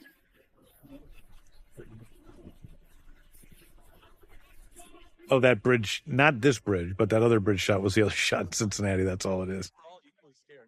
And we have Jake Tapper there on the wall who shot some scenes for us, but got cut from the movie. Sorry, Jake. The sound of your voice. So I was able to connect with our contact at Vodafone. Luthor's been selling arms to Gergos for pennies on the dollar for years. Why, you ask? I do ask. So this was a fun scene to shoot. It really is showing, it's kind of separating the men from the boys. So everybody in the Daily Planet, of course, is completely panicked because the world is falling apart. But these guys are the real journalists. Jimmy and Perry and Lois, they all have it in their blood. So they are completely, chill, even though the world is falling apart around them. They are soothed by the story of that they're writing. Grab the board, Jimmy. How many does it hold? 5 or 6. 6. Perry. So Wendell is somebody who I've been a big admirer of. Wendell Pierce, who plays Perry. I knew him from the TV show The Wire, which I was a super fan of, and I always wanted to work with him. And so when this opportunity came about, I offered him the role of Perry White. Stirring up anti-Superman sentiment online. Mr. Terrific believes Luthor's also behind the spreading rift between universes out there. All of it seems to be. We really had to shoot on this roof, and I'm not a big fan of heights. It was not the most fun day for me.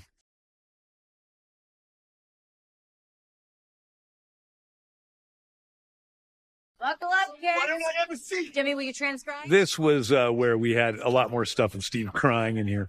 It just didn't seem the right time for it to be happening, so we cut some of it. But maybe it'll show up in deleted scenes.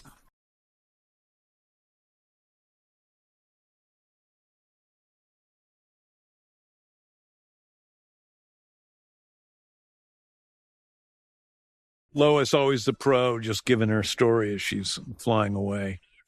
I thought it was important to show journalists in a heroic light. I think that they are attacked way too much and unjustly in these modern days. And anyone who is just trying to communicate the truth to the public is a hero as much as Superman is. And hopefully people see that in Lois and are inspired to take up that profession. We need it more than ever. Some wonderful work by ILM here in this scene.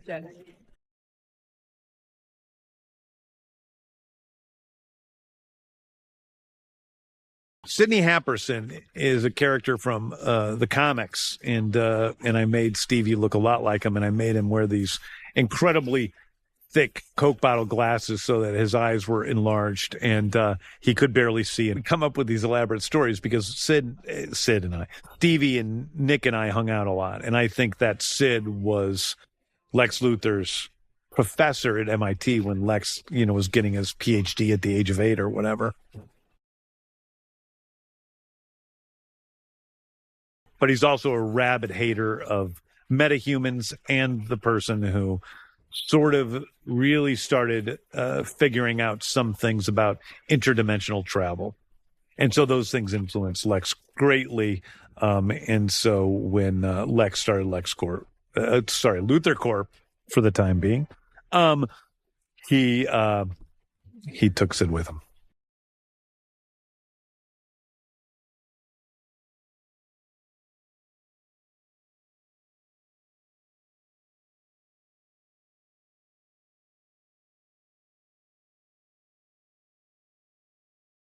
Great Dave Fleming music here. So much great music by John Murphy and David Fleming.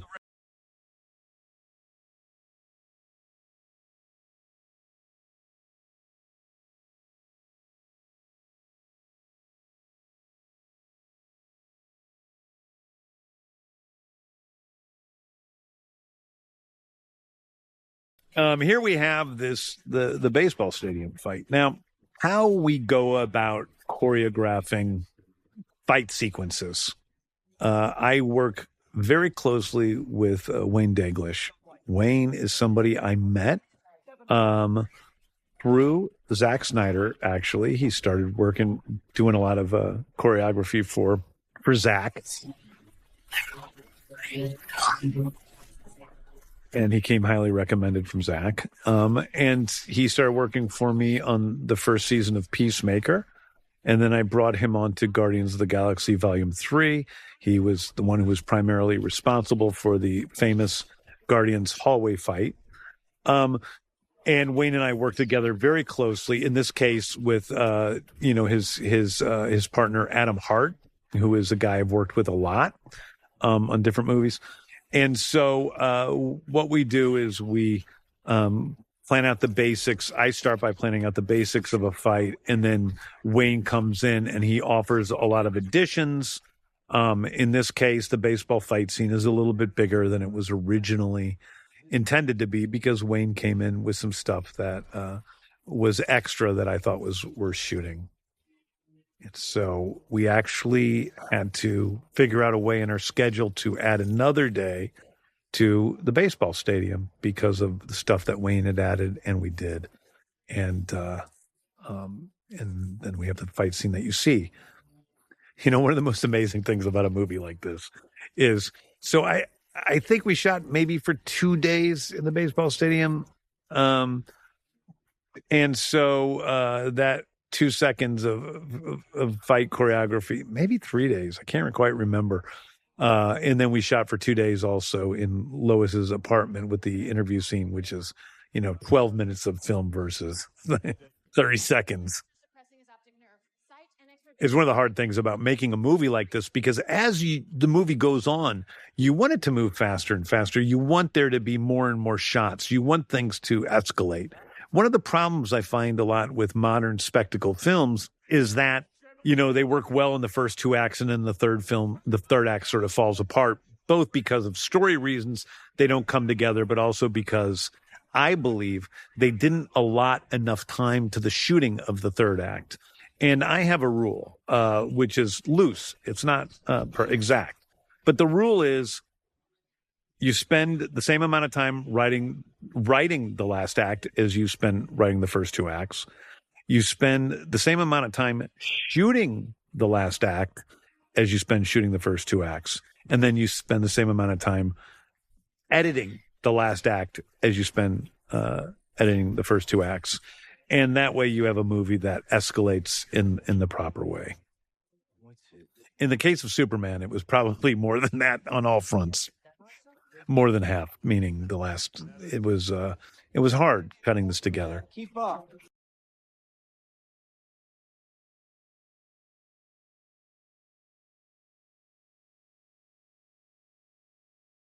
And there was also a lot of streamlining. There was a whole extra sequence of events that doesn't happen in the movie that I cut, where Mr. Terrific went and found Krypto and tried to get him to carry him up to the Lex Corp, the Luthor Corp. Oh my gosh, I made the mistake. The Luthor Corp, vehicle that's flying above the skies. And what we found was, although the scenes themselves were great and played really well and people laughed, and of course, with our 2 favorite characters, outside of Superman and Lois, that it distracted from the streamlinedness of the third act. And so it kind of made things kind of janky at the end of the movie. So it's a really weird situation where you're taking 2 characters that the crowd loves and actually cutting part of their story from the third act. It's not the thing that usually happens in a movie.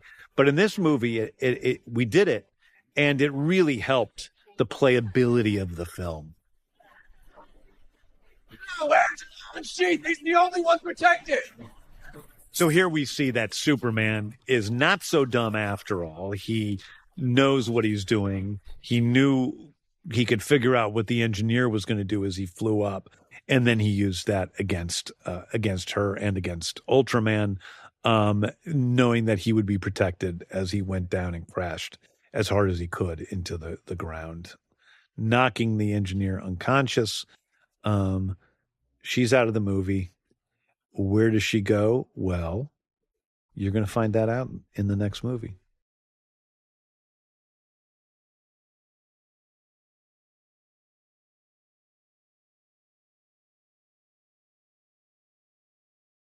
This was a fun but gross moment that I worked really hard on getting the VFX right, where he spits out his lungs full of nanites.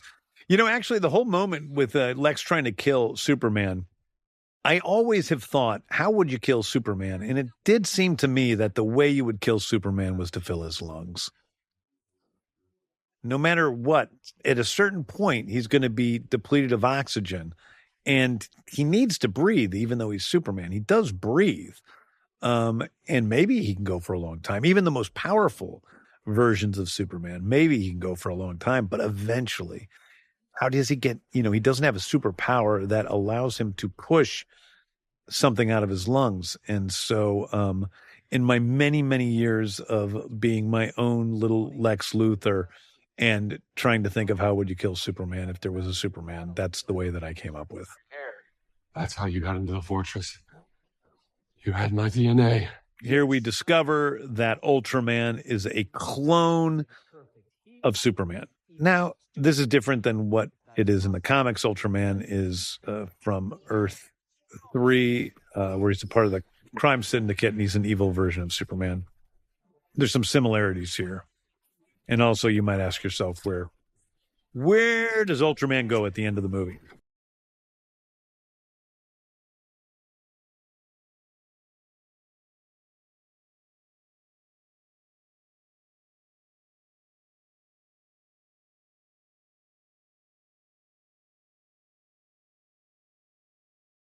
This is an interesting. So I heard an interview with these kids that played these kids. These kids were all sweet and really fun. And there was a moment on set where I believe his name is AJ, the main kid. AJ was dropping that we had these enormous scenes with hundreds of extras and vehicles and explosions and, all these, drones flying overhead and cranes and, camera people running along them and shooting these enormous scenes, the biggest scenes in the movie by far.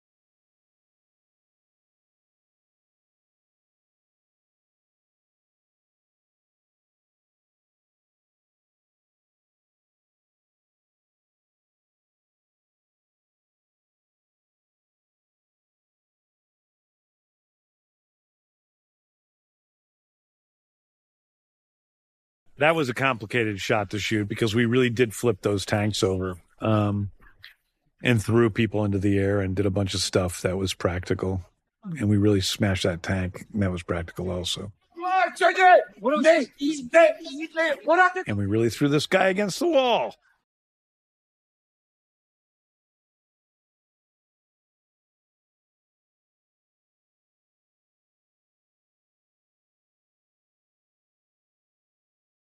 Here we see the difference between Hawkgirl and Superman in that... Don't kill me! You are too delicate and weak, like Superman. And that she is sort of the brand of more modern heroes whose ethics are a little bit more broad than Superman.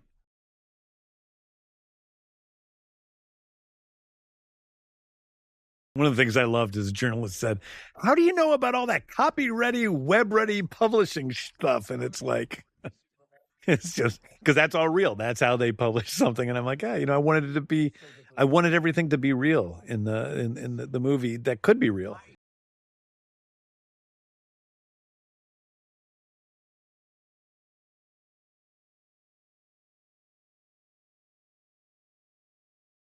Here's one of the more outlandish moves by Lex Luthor, who really has just set up an entire, destruction of an entire civilization and people just so he can kill Superman, who he really, really does hate.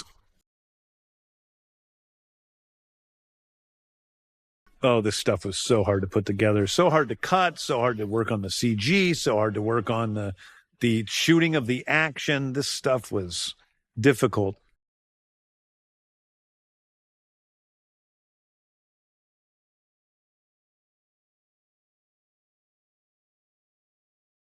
Here we have Nick's speech. And I really love him in this scene. I think this is what really makes him,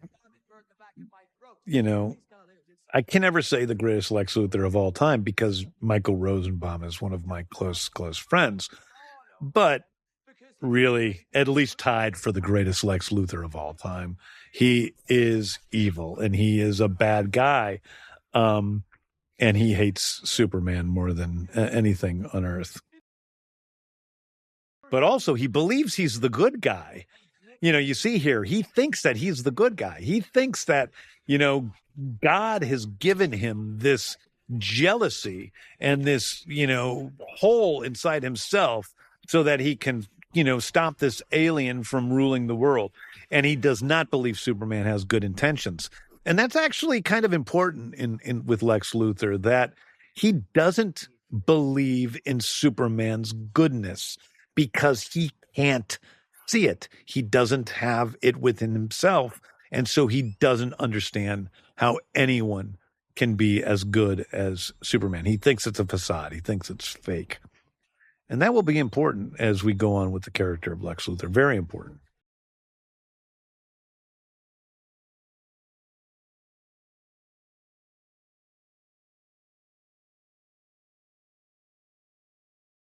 I think is an important moment where Superman and Krypto kind of come together. We've seen them at odds a lot, and and here we have the two of them working together in perfect unison. And he's really being a good dog in this scene, and I think we love to see it. He's doing exactly what Superman wants him to do, and he's taking his foibles from earlier of attacking the T-spheres and using it against Lex. And Krypto knows that he's doing what Clark wants.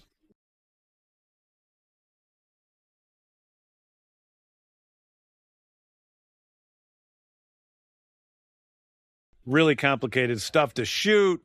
And again, and really, just a complicated sequence to put together at the end between all the different locations, all these stunts and gags that we shot. Most of these gags were all practical. And by gag, I mean a stunt. That, all real.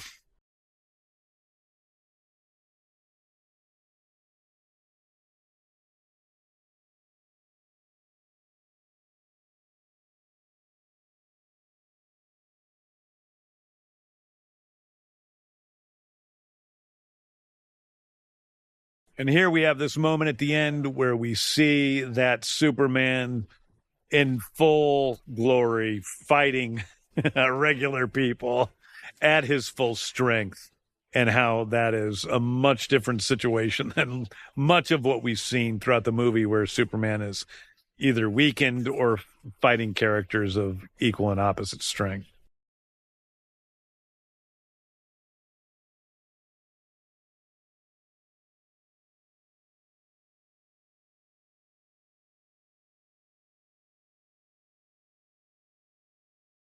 And we see a black hole like we saw earlier. This is not good news for Superman. And he does, the only way you can get out of this grip that Ultraman has him in is to dislocate his own arm, which he does. Boom, there.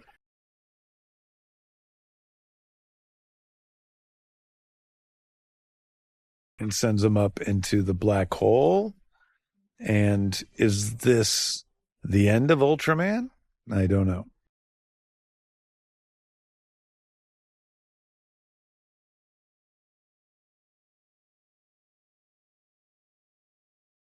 This was hard stuff to shoot because the gravity works differently in this world between the two lands. So it was hard to figure out how to shoot all this stuff. you know, and I care very much about, and this is probably only interesting to film students, but crossing the line. It's hard to explain exactly what the line is, but it's basically there's an axis when you're shooting a scene and you want to stay on one side of the line. And it's easier for the brain to digest it if you don't cross the line, meaning jumping from one shot to another that's on the different side of the line. And unlike a lot of modern directors, I am incredibly harsh about the line. And so you'll see there are times when you do it. That's okay. But for the most part, I never, ever cross the line.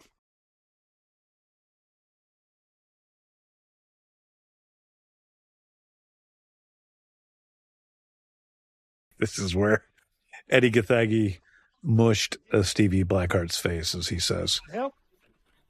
I'm goddamn Mr. Terrific. I don't think I knew he was going to mush his face when he first did it. And then he came and he and Stevie had agreed to do it. And he mushed his face. And I'm like, oh my God, that was great when you mush his face. But when you do it next time, mush it harder. This is one of my favorite things in the movie. So this speech here by David was really important to the movie.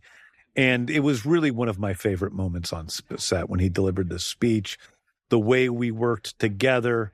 I really love David Corn Sweat. He's such a real actor, such a good human being, nice to kids, nice to everybody. And when he came in and he just killed that speech, I don't know if I've ever been prouder.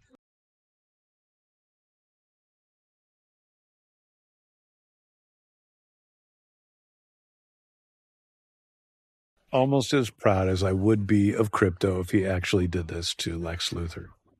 Unlike Superman, Krypto has no rule against killing, and I think that that would have been the end of Lex if Krypto didn't listen to Superman.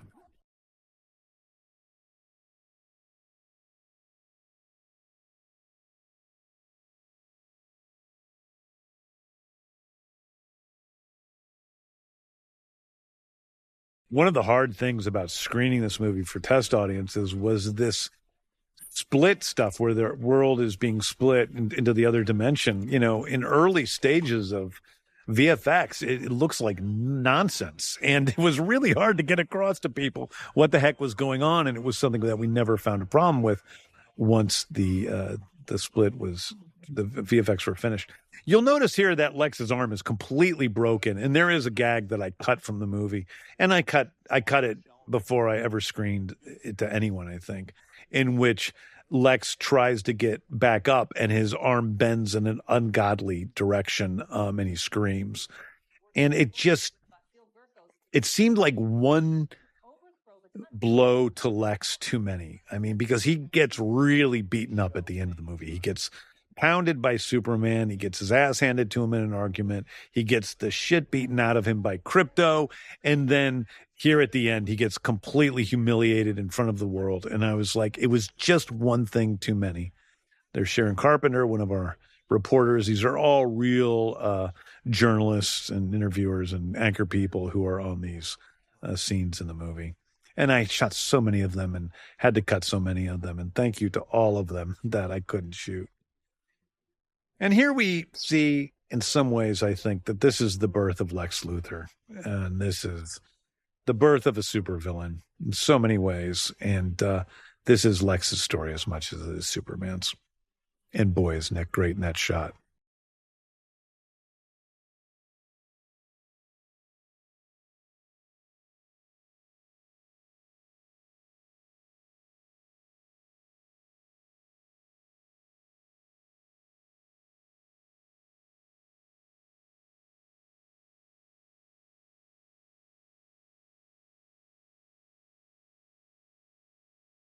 And this is the glory of Nathan Fillion here in his delivery of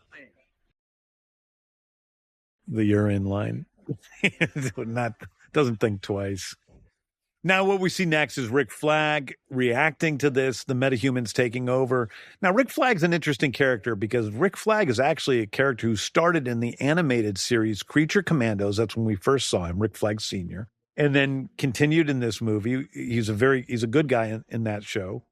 In this show, he is, he's in between, and then he goes on to be in some ways the antagonist of Peacemaker season 2, which is directly connected to that scene you just saw, in which he's I think he's changing the way he looks at metahumans. So that moment with him and Maury watching the TV is actually really important, because I think it's a big thing that's facing the future. What happens when metahumans decide they do what they want and aren't beholden to a government? And here we see all the brain monkeys, the little monkey bots are free and happy, and I imagine that they are going to populate Metropolis in the same way. If you live in Los Angeles, you see the parrots of LA that are supposedly the descendants of pet parrots, and now there are just huge flocks of parrots all over, fly around LA. And if they show up in your backyard, you know that they are noisy as heck. We have Jimmy Olsen smiling as Eve tells him what she tells him about they could be together forever.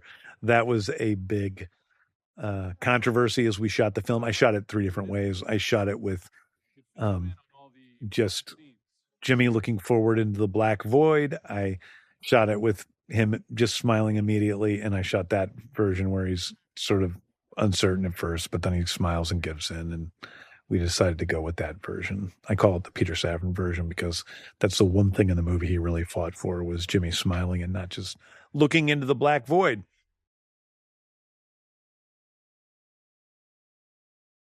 So this is all one shot here. So we really shot. So they are on a lift. They're on wires and they're being strung up, but also on a lift is Henry Bram, who is our cinematographer and camera operator in that shot. So that's all one shot. This is a new shot, but that was all one shot.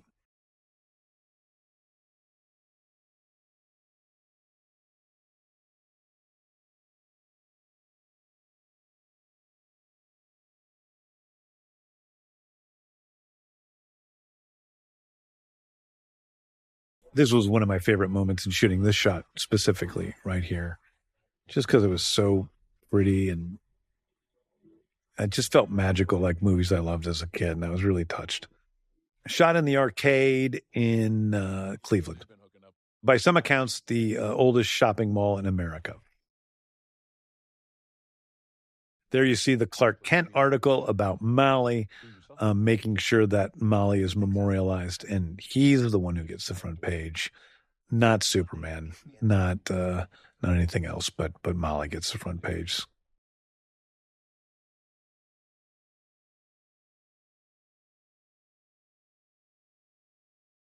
Here we have the introduction of Millie Alcock as Supergirl.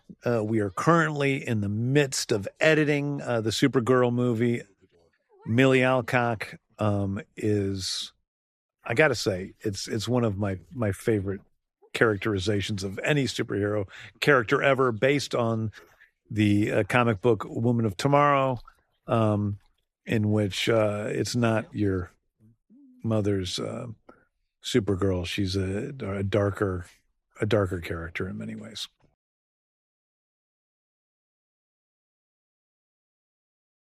And then we have the song made famous by the movie, Punk Rocker, by Iggy Pop and the Teddy Bears. And then we go back to the scene that we saw earlier, and we see that Superman is indeed a punk rocker, at least by his own definition of what punk rock is, but maybe by mine as well. I just wanted that robot to respond in a way that was like, I don't really care what you're saying. I'm doing my work, dude. I don't care about this. And then we see his parents, which has shifted from his idea of who his parents were at the beginning of the movie.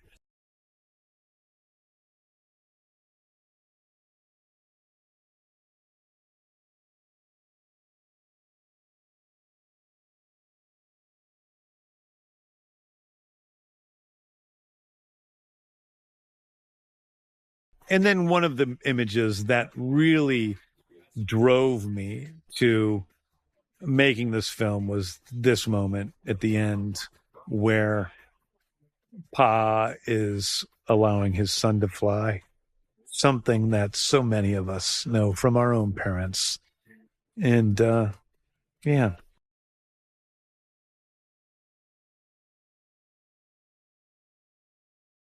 Main titles on end by Swarovski, who have done the titles for, boy, all of my movies since Guardians Guardians Volume 1. Anyway, guess I'm going to have to keep talking now through these end credits, which is always the most difficult part about doing a director's commentary. So let's see who I can pick out. Beth Mickle, of course. She's done all of my movies for a while. Bill Hoy and Craig Alpert, fantastic editors. John Murphy and Dave Fleming, their music's great. Steph is my man. Steph sits next to me every day of production, the VFX supervisor. He's in some ways one of my main partners on this, and I rely on him a lot, not only for VFX, but just in general. Do you like that performance? Do you think that's working? Do you get what she's saying there? I ask him questions all day long, him and Kira, my script supervisor. I think I miss Judiana, who is my costume designer, who's again done all of my movies since Volume 2. Really, the same team of people in general have worked on most of my movies since Guardians 2, and it's great. It isn't only because I have loyalty to the people that I've worked with. It's also because when you become an on-set family, you trust each other. You are able to have a shorthand with how you work. Not every director is the same, and I certainly am not. I do things a lot differently than other directors. And so everybody on my team knows how I work, or at least most people do. And those people that do know how I work can bring in the new faces and teach them how I work. It was very frustrating going from, I remember, Guardians 1 to Guardians 2, which was almost a whole new team. New assistant director, new director of photography, new everything. And I had to teach them again what my style was. And so the less I have to do that from film to film, the better. That doesn't mean I don't make changes, and I'm going to make a couple of changes on the next movie for fun. There's Ed Tilden, my first assistant director, did a great job on this movie. He had been not the first assistant director. That role in the past was taken by Lars Winter. And then we have our cast. I don't know what's interesting in here. Geo is what's her character's name? Cheryl. She's been in a lot of my stuff. My mother says that I'm a fool. Dad says obey the rules. They can't see the stunning jewel. Oh, this song. Oh, let's talk about the song. This is the Mighty Crabjoy's theme song. This is written by me and Foxy Shazam, Eric Nolly, and his partner there, and that was something I wanted to put in the end credits. I kind of put off for a long time, and one day I woke up and I was like, "Oh my God! If I'm going to write this Mighty Crabjoy's theme song, I better do it quickly."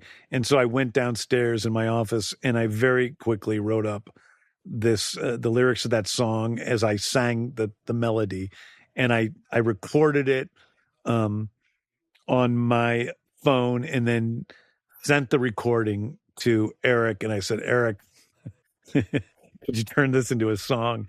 And Eric did it. Lulu Safran sings the song along with Eric Nolly, and she is the daughter of Peter Safran.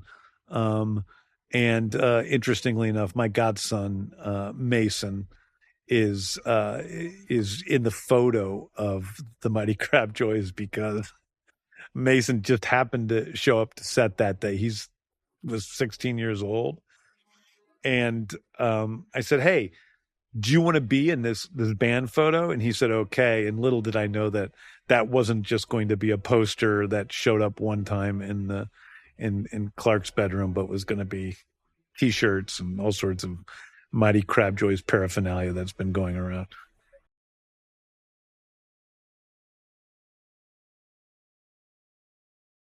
So the suite at the end here is written by Dave Fleming. It's really such beautiful music. And you just see the amount of people it takes to make a movie like this. It's amazing. I'm grateful to all of them. Probably most of the people that are still listening to this director's commentary are the people that are listed here. But also for those of you that are still listening, I really am grateful for you guys, sitting all the way through. And so, if you haven't watched past these credits here, there is a little moment here at the end. There's my assistant, Michael. Give Michael a shout out. He's been a great help to me on this movie. And, Macelyn is Peter's assistant. She's been a great help on this movie. Those people work very hard. Unlike many of the people on the film, those are people, the assistants, who work from the very beginning of conception all the way through release. And to this day, they're working on behalf of Superman. And so thank you to those people.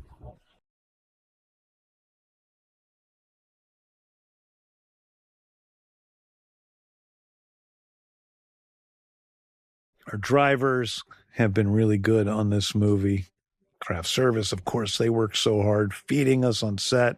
Although I do have a rule that I don't eat craft service, but occasionally I break it.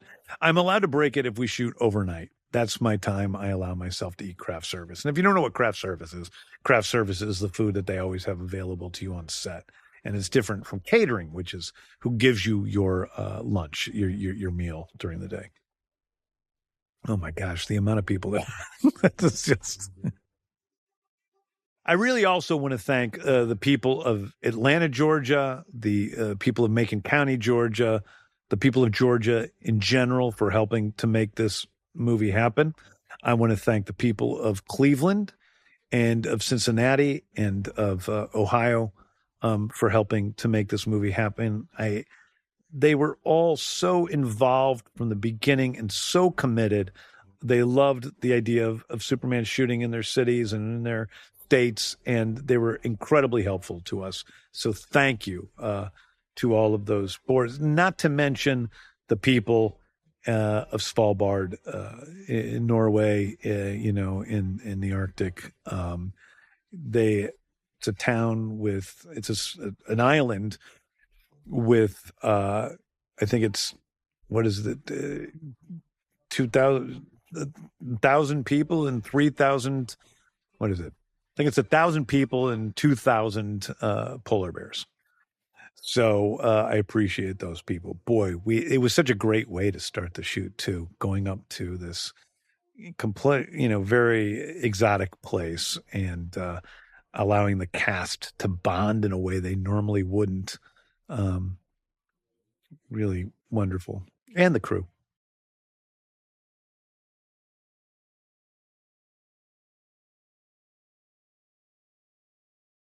There's all our wonderful musicians. You can go listen to the soundtrack now all over the place, including Spotify and iTunes and whatever not.